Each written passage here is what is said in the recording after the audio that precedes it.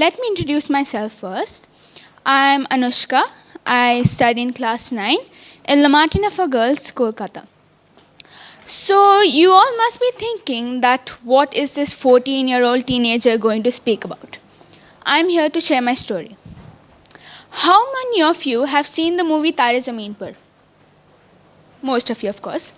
So then you might be knowing the term dyslexia then. My story is kind of similar to that of the main character. I can read a paragraph properly, but I won't be able to sequence the events in it one after another, and while writing it won't make any sense. Let me give you an example. We all have read the story of the hare and the tortoise. When I read it, I wouldn't know that who was faster and who was slower, and then it will leave me confused that how did the tortoise win. It will take me 5 to 6 times of reading slowly or seeing a video to understand what happened in the story. My learning disability was diagnosed just 3 years ago, which is way later than it is detected in other students. So I have a tough time trying to cope with my studies. So what do? I just manage somehow.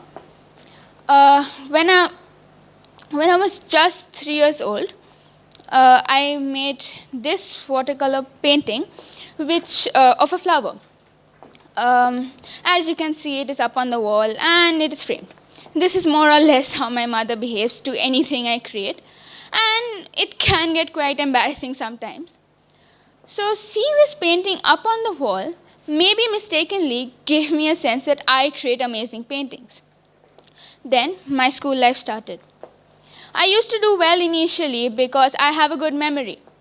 And I used to learn up and just write it in the exams. It gave me marks. But when my syllabus grew, my percentage started falling. So what do? The Indian education system marks a person intelligent by the percentage he or she gets. If you get above 90%, you are a good student and have a bright future ahead of you. But if you are below average, then all the teachers will say, "My dear, start working," because you won't find a job. They are not interested in your other activities and treat them as hobbies and not as a career.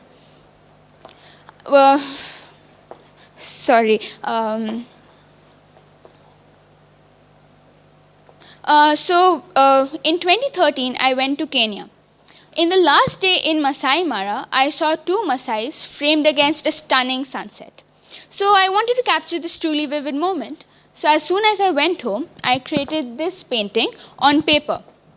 My friend's father, Debraj uncle, liked it so much that he asked me to paint a bigger version on canvas for his living room. This was my first commissioned artwork when I was just 9 years old.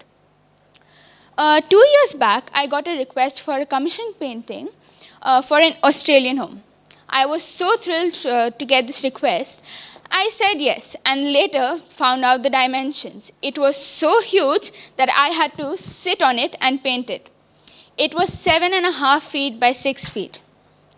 I never said no to anything and later worked out the logistics. So, let's have a show of hands. How many of you started with painting those triangular mountains with the sun in between and a river running by? Most of us, of course. I too had such typical art teachers who would ask me to paint the village scenes with cows and boats. So I rebelled and painted my skies purple and orange and made these charcoal paintings, which are not conventionally beautiful, but they became my signature paintings and were exhibited in the Nehru Center in Mumbai. One myth is that social media is a waste of time and should be limited. I do agree to this to some extent, but if we use social media in a correct way, it can be helpful sometimes. I used to post my paintings on Instagram and Facebook and get a great number of likes and comments. That is what encouraged me to start my own YouTube channel, I.Anushka.Art. I teach people how to paint in different mediums by breaking it down into simple steps so everyone can follow. It kept me painting and experimenting.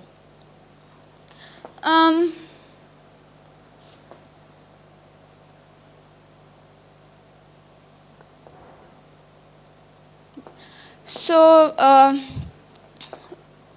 we all have been to family get-togethers, right?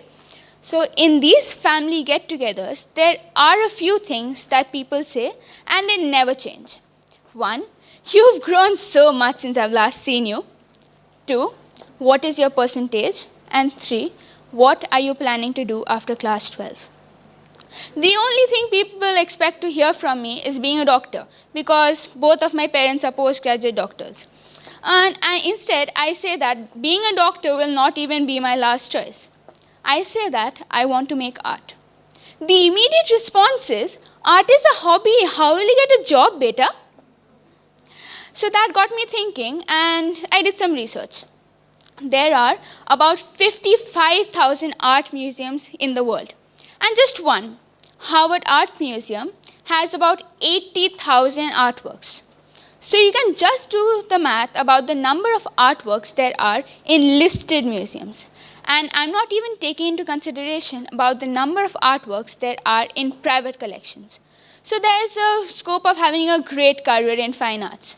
Plus, there are more than 40 different branches in designing, like textile, product, automobile, interior, etc., etc.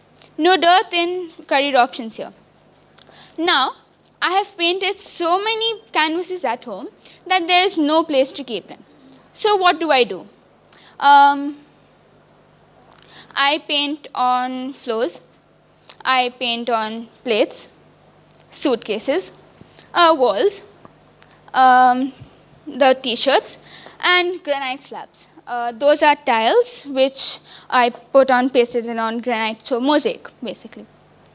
Our corridor in our apartment on my floor is filled with paintings, as you can see. So guests have no problem identifying where they have come, as they always say that we have come to the right place. Do something that you love, because you will grow old and say that I should have done that earlier and followed my instincts, because I don't want to have that regret in life. It is okay to not have a plan in life, because it took me several trial and errors to be sure. I tried golf, singing, photography, table tennis, ukulele, but they all remained as hobbies. Think about what makes you different and start taking those baby steps, because eventually you will reach the highest step and no one will be able to pull you down. And it is my firm belief that everyone has a unique talent and can be successful in life. Thank you.